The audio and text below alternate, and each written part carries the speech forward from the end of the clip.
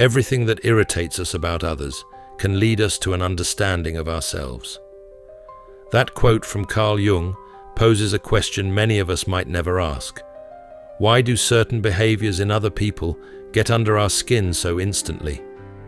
Maybe there's that classmate who's always acting cringe, someone who won't stop belting out tunes at random, or a friend who constantly has to be the center of attention. According to Jung's perspective, there might be some aspect of ourselves mirrored in the very people who annoy us, a dimension of our character we've denied, our shadow. Learning to face that part of ourselves can reveal deeply rooted answers we've been searching for. In this episode, we'll explore Carl Jung's profound theories about the human psyche and venture into the hidden recesses of the unconscious. Along the way, you'll see why recognizing and dealing with your shadow matters, because when we ignore it, we risk slowly morphing into the thing we claim to despise. First, picture what it must be like to devote an entire life to probing the darkest corners of the human mind. Does that journey leave you more humane, or do you give up parts of your humanity in the quest for understanding? Throughout history, the greatest thinkers grappled with that dilemma as they ventured deeper into the psyche. One such figure is Carl Jung, a Swiss psychiatrist and psychoanalyst recognized as a trailblazer in understanding the mind. He did more than just study mental processes. He treated them like uncharted landscapes to be mapped and navigated. His insights underpin major concepts and technologies in use today, from personality typologies to ideas like the inner child. Textbooks highlight him as a significant pioneer, but it wasn't through brief meditation or a quick flash of realization that he got there. To grasp the reliability of his insights, it helps to look at the life path that led him to carve out his own approach. And yes, it included collaborations with some well-known figures who might surprise you. Jung was born in 1875 in Keswil, Switzerland. His father was a pastor, and while Jung respected him, he found his father's strict religious convictions too confining as he grew older. That created the first tension between spiritual perspectives and skepticism, planting seeds that would let him wholeheartedly explore the unconscious mind. In his younger years, Jung spent plenty of time alone, daydreaming and reflecting on his internal world. He later described that as his first encounter with the unconscious, a domain that would guide his life's work. Initially, he studied medicine with no intention of going into clinical psychology, but a developing interest in mental illness steered him into psychiatry. The story of how that interest emerged is compelling. In his mid-30s, Jung went through what he called a confrontation with the unconscious, marked by vivid visions and auditory hallucinations. It was so severe that he worried he might be on the brink of psychosis or schizophrenia. One can't help but wonder, if he didn't already have some knowledge of mental illness, could he have fallen victim to the very thing he ended up studying? Fortunately, he learned to cope and decided in 1900 to work at the Burghölzli Psychiatric Hospital in Zurich. During his time there, he studied schizophrenia patients and encountered the works of Sigmund Freud. Having read Freud's theories, Jung reached out and they began corresponding. Soon, the two formed a bond, an intellectually stimulating friendship. They passionately debated Freud's ideas, and Jung quickly became central to psychoanalysis, eventually becoming Freud's protégé. In Freud's view, Jung was the perfect successor. Yet Jung didn't simply accept Freud's propositions. He pushed their boundaries, sometimes in ways that seemed extreme. Freud's emphasis was on repressed sexual urges and the importance of childhood experiences, but Jung argued that the human mind was far more expansive than just a repository of past traumas. He saw the psyche as a self-regulating system in continuous search of balance and growth. He proposed 3 layers of the mind. First is the ego, the conscious part that interacts with the external world. Essentially, your sense of I, the voice in your head that's aware of watching this video right now. Next is the personal unconscious, the repository of forgotten memories and buried emotions, unique to each individual. The third is Jung's most groundbreaking idea, the collective unconscious, a universal layer of the psyche shared across all of humanity. This collective realm brims with archetypes, fundamental symbols and motifs recurring in myths, legends, and dream imagery all over the globe, even in groups that never had contact with one another. A good illustration is how dragon myths appear in numerous distant cultures, suggesting an archetypal pattern. Jung considered these archetypes pivotal for deciphering human behavior. Among the many archetypes Jung described, he pinpointed 4 as especially significant in shaping our actions. The persona, our public facade, molded by cultural norms. The shadow, the parts of ourselves we reject or bury, often holding instincts and impulses we'd rather deny. The anima, animus, the feminine within men, and the masculine within women, each needing balance for psychological wholeness. And the self, the culmination of our conscious and unconscious, the core of our being. Beyond these, Jung conceptualized additional archetypes that can be just as riveting once you dive deeper into his theories. For instance, the pure eternus, the eternal child archetype. Think Peter Pan, the individual who seems forever stuck in adolescence, clinging to past glories and shunning adult responsibilities. While this kind of person can be creative and inspiring, they might become perpetually escapist, dreaming endlessly, yet never doing the real work to manifest those ideas. Once you recognize this pattern in yourself, it can become a stepping stone towards self-improvement. He also identified the senex, or wise old man, a source of guidance, often appearing in dreams or stories as a venerable mentor figure. Obi-Wan Kenobi from the original Star Wars trilogy exemplifies this role, offering direction in times of doubt. However, Jung's close relationship with Freud faced fractures not just because of academic disagreements, but also because Freud's central thesis remained that sex was the principal driving force of human behavior, whereas Jung believed the search for meaning, mythic symbolism, and spirituality played roles just as crucial. When their rift solidified, it represented more than a personal falling out. It signaled a division within the field of psychology. Freud's psychoanalysis would evolve in one direction, while Jung pioneered his own domain, analytical psychology. This new perspective cast a wider net, accentuating personal growth, symbolic interpretation, and the inner pursuit of self-discovery. Understanding where Jung came from and how he shaped his theories serves as a useful compass for the rest of this video, especially when we get into shadow work and individuation. His contributions provide a roadmap for understanding oneself, though not all psychologists buy into his views. We'll later examine the backlash he faced, notably from Freudian circles. But first, let's delve into the place Jung called the shadow, the deep, often uncomfortable part of ourselves that contains both hope and despair. Imagine you're at a gathering and meet someone loud who's dead set on starting a dance circle. You've always loathed attention seekers. You can't pinpoint the exact moment that disdain formed. It feels like you've just always disliked them. You silently tell yourself, "I'd never carry on like that." But what if that reaction wasn't just passing irritation? What if it was an echo of a disowned part of yourself? That frustration might point directly to a hidden side you refuse to acknowledge, what Jung labeled the shadow. The shadow is the storage closet in your psyche, where you stow away emotions and cravings that clash with the image you hold of who you should be. All those qualities, jealousy, greed, spite, you'd hate to admit you have ended up there. Yet suppressing them doesn't make them vanish.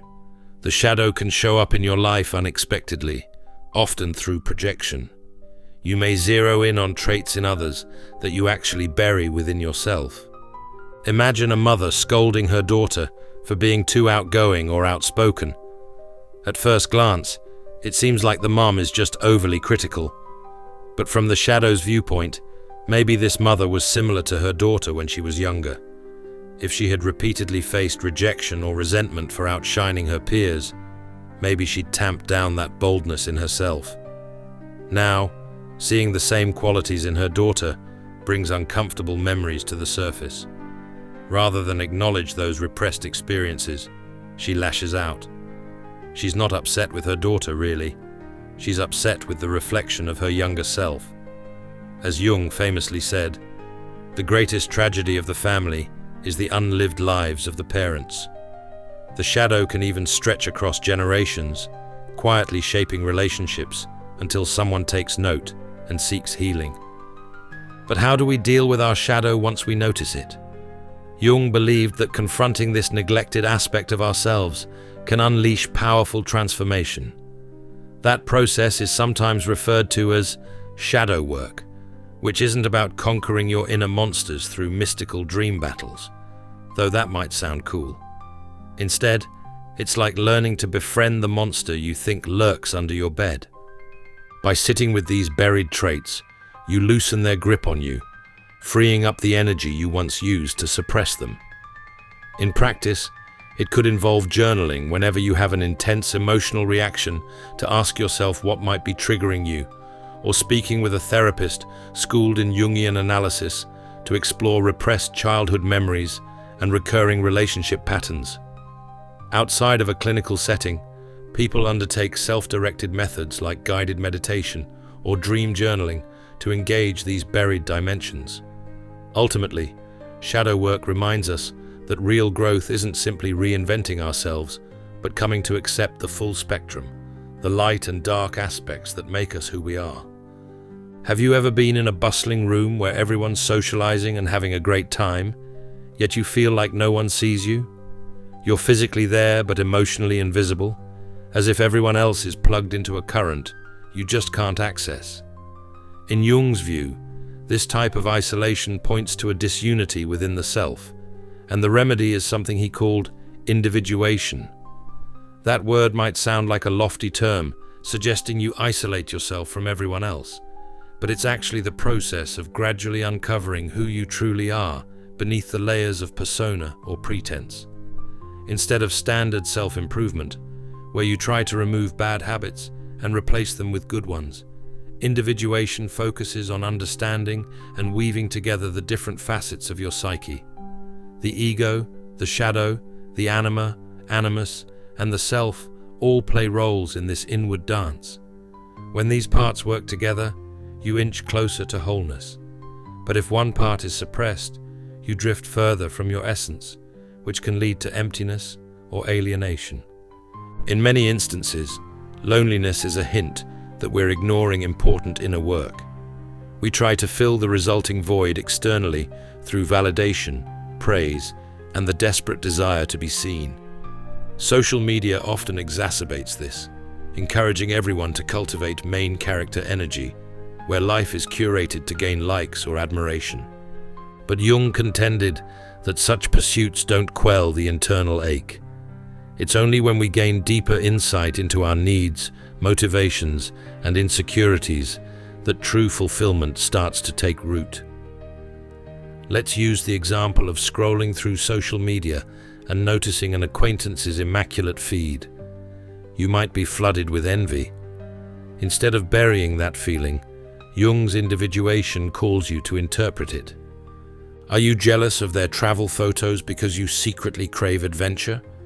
Do you disparage someone who's returned to a toxic ex because you're worried that nobody would ever chase you in that way? Maybe you find it excruciating to watch someone's cringy TikTok dances because you've been forced to maintain a polished facade your whole life. The unifying thread is that these strong reactions often say more about us than about them. Individuation asks you to lean into those feelings without shame or blame and discover what they reveal. Strangely, the more you turn inward, the less lonely you become, because you start forging a genuine bond with yourself. The constant quest for outer approval becomes less pressing, replaced by a quiet confidence built on self-knowledge. To make individuation more tangible, Jung suggested practical approaches. Channeling creativity through art, music, or writing can be an avenue to bypass your ego and let submerged parts of you emerge. Therapy based on Jungian principles can also offer structure, guiding you to see where your shadow or other repressed elements are playing out in relationships. Mindfulness and daily reflective practices allow you to monitor strong reactions and ask, what part of me just got triggered? Building a circle of meaningful connections helps too, because authenticity and vulnerability with others encourage deeper self-exploration. Even dream journaling can be key. Jung considered dreams as the language of the unconscious, full of symbols revealing which parts of you are still left unintegrated. As you work through these steps, life stops feeling like a performance you have to stage. Solitude transforms from a state of despair into a constructive phase where you commune with your own psyche. In turn, feelings of disconnection diminish because you're in sync with yourself from within, rather than waiting for external circumstances to fix that sense of emptiness. Of course, even though Jung's voice resonates in modern psychology, not everyone welcomes his ideas with open arms. While his notion of archetypes, the collective unconscious, and shadow work have undeniably shaped therapy, pop culture, and literature, critics have pointed out issues. One primary contention is that Jung's theories have a largely metaphysical dimension that doesn't align well with rigorous scientific inquiry. Critics say many of his concepts, from archetypes to the collective unconscious, seem difficult to test empirically. And so, to fully appreciate what Jung contributed, you have to acknowledge the controversies and debates that swirl around him.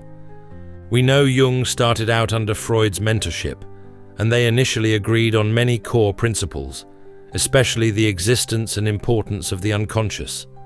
But they diverged because Freud believed that sexual drives, operating at a subconscious level, shaped most of human behavior. Jung, meanwhile, saw myth, spirituality, and the pursuit of purpose as equally important factors. His departure from Freud's narrower focus took him into less scientifically grounded territory, according to some. Rather than leaning on direct empirical evidence, Jung's psychology embraced dreams, symbols, and mythic motifs, features that more mainstream, research-based psychologists regarded as speculative.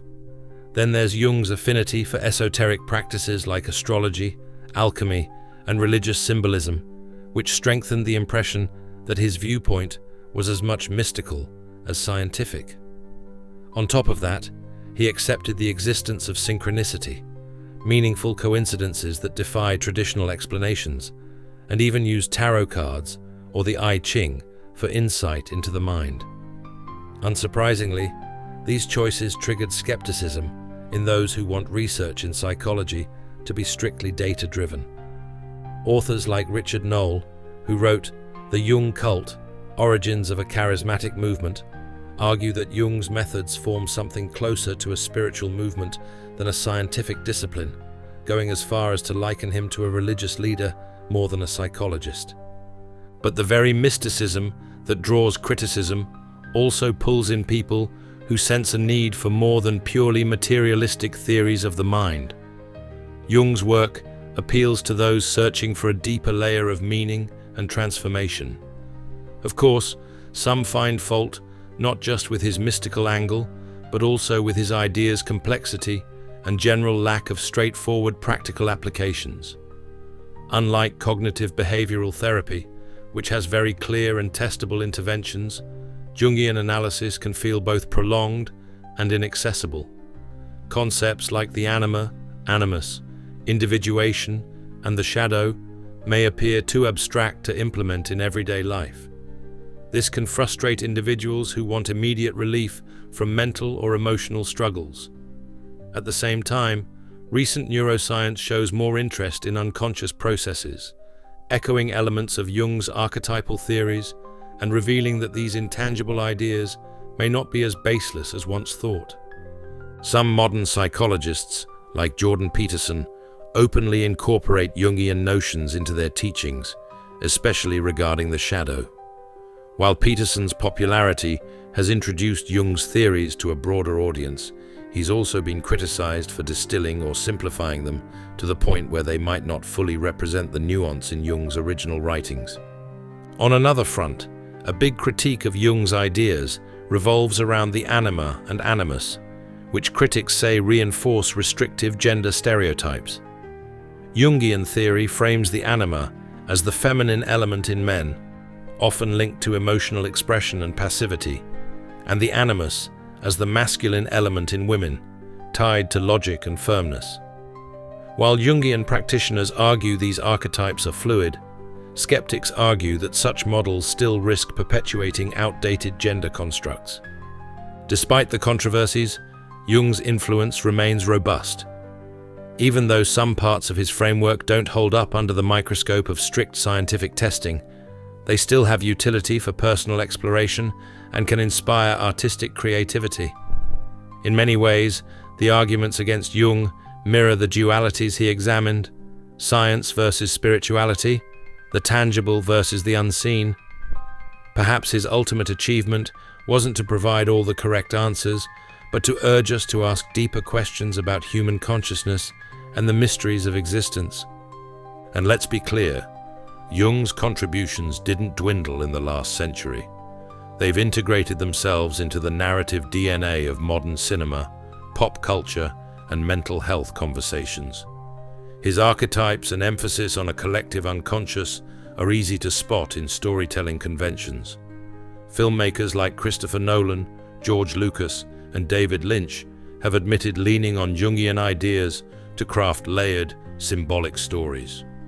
Joseph Campbell, who studied Jung thoroughly, popularized the hero's journey, underpinning everything from Star Wars to The Matrix. These stories resonate because they're rooted in universal archetypes Jung described.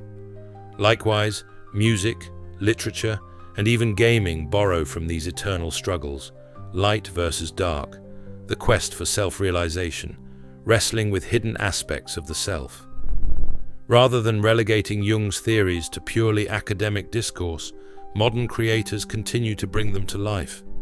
Given the growing emphasis on mental health and identity, Jung's perspective on individuation feels as pertinent as ever. It's not just about gleaning insights, it's about following a mental path to build a sense of meaning in a world that can often feel disjointed. By engaging with these ideas, even if certain aspects lack hard scientific verification, you discover tools for self-inquiry, frameworks for reflection, and a broader, more mythic perspective on who we are and what reality might be. That, in itself, makes Jung's vision endure, now and likely for decades to come. If you liked this analysis, please hit the subscribe button for more videos.